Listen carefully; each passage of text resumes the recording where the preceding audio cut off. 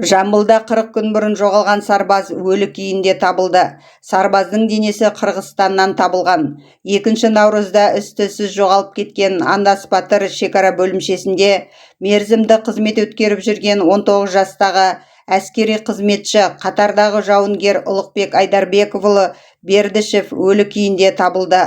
Бұл туралы нағашы ағасы Бауыржан Мереков мәлімдеді. Сарбаздың денесін оның туыстары Қырғызстандағы тау басынан асылып тұрған жерінен тапқан.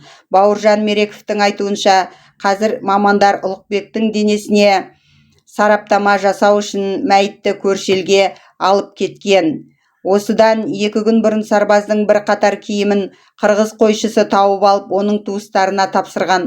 Сосын Ұлықбектің туыстары шекара асып, оның киімі табылған жерге барса, 100 метр жерде баланың тау басында өз белдігіне асылып тұрған кейпін көрген. Ал қалған киімі өлі күйінде табылған сарбаздың үстінде болған. Бұл бір ай бұрын асылып тұрған балаға ұқсамайды, беті ғана қарайып кеткен, қалған жері сап-сау дейді сарбаздың нағашысы. Осыдан 3 күн бұрын әскери заставадағылар жоғалған сарбазды Қырғызстан жақтан іздеуге кеңес берген, бірақ оған дейін Қырғызстан шекарасынан іздеуге рұқсат бермеген.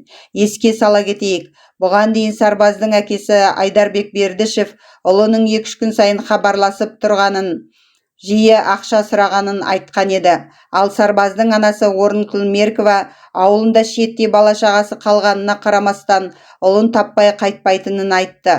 Олар жоғалған сарбазды табу үшін 1 айдан аса уақыт Андас Батыр ауылынан үй жалдап тұрды. Сарбазды іздеуге оның ата-анасынан бөлек нағашы атасы Шектібай Мереков пен нағашы ағасы Бауыржан Мереков те атсалысты. Ұшты-күйлі жоғалған сарбаз Қызылорда облысы Қазалы ауданының тумасы. Жас жауынгерді соңғы рет әскер қатарында жүрген Ердос Мырзағалиев көрген. Оның айтуынша, Ұлықбек 2 наурыз күні әскери бөлімдегі атқораны тазалап жүрген. Ұлықбек үйінің тұла бойы тұңғышы.